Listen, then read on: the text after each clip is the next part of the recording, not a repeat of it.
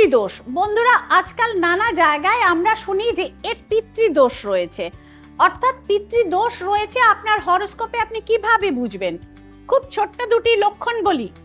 যদি দেখেন আপনার বাড়িতে কারণে অকারণে নানাভাবে কলহ বা ক্লেশ হতে শুরু করে, অর্থাৎ প্রত্যেকটি সদস্যের মধ্যে মতের অবনিবনা, ঝগড়া, অশান্তি, যেটার কোনো প্রকৃত কারণ বা রিজন খুঁজে পাওয়া যায় না।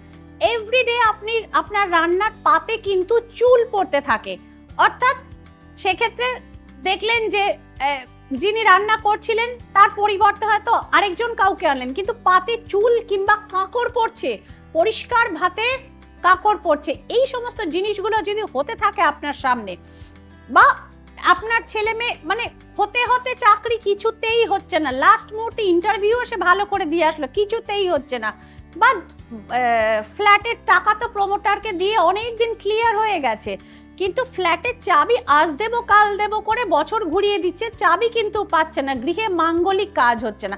বন্ধুরা, এতগুলো লক্ষণ যদি এর মধ্যে কিছু লক্ষণও আপনার সাথে ঘটতে থাকে এবং সেটা প্রপার রিজন খুঁজে না পাওয়া যায়, তখন দেখতে হয় যে কুষ্ঠিতে পিতৃদোষ নামক ব্যাপারটি আছে কিনা।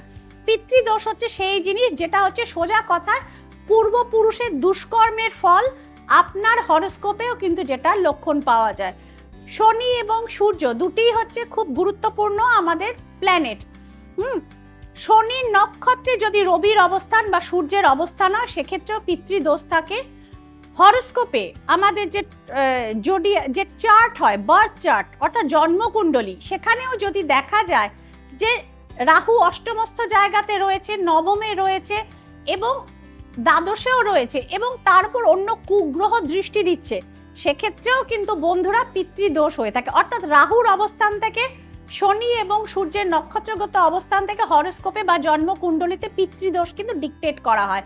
সেক্ষেত্রে সামনে মহালয়া রয়েছে। পিতৃদোষ একটি অভিশাপ।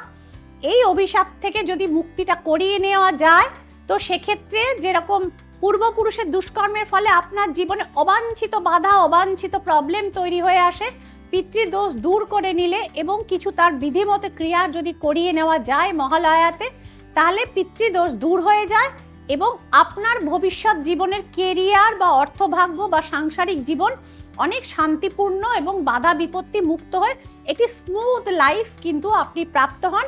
এবং আপনার উত্তর পুরুষের জন্য কিন্তু বাধা মুক্ত এবং সচ্ছল জীবন কিন্তু আপনি সেক্ষেত্রে রেখে যেতে পারেন। সেটি আমাদের উত্তর পুরুষের জন্য আমাদের কিন্তু বন্ধুরা করে যাওয়া উচিত।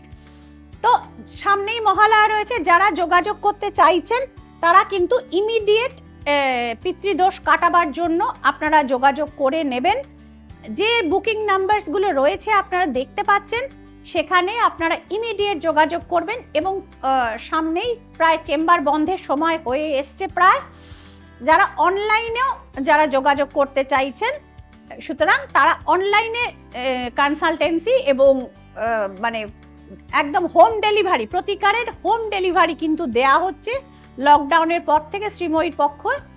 সুতরাং কলকাতার কাছাকাছি হলে একদম ম্যানুয়াল ডেলিভারি পাচ্ছেন, কলকাতার বাইরে বা স্টেটের বাইরে বা দেশের বাইরে হলেও সেক্ষেত্রে বিভিন্ন কুরিয়ার কোম্পানির সাথে ন্যাশনাল বা ইন্টারন্যাশনালি শ্রীময়ীর টাই আপ রয়েছে।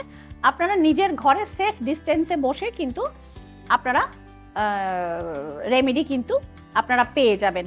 তো সুতরাং বন্ধুরা, এভাবেই সঙ্গে আছি আপনাদের সাথে দীর্ঘ 18 বছর ধরে, এবং আমার সঙ্গে রয়েছেন আপনারা যারা আমার রাস্তাটিকে আরো স্মুথ করেছেন আপনাদের আস্থা, আপনাদের বিশ্বাস এবং আপনাদের ভালোবাসার সঙ্গে।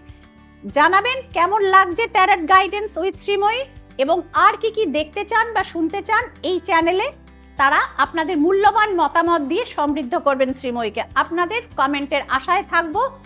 ভালো কাটাবেন সামনে শারদিয়া। সকলে ভালো থাকবেন, আনন্দে থাকবেন। নমস্কার।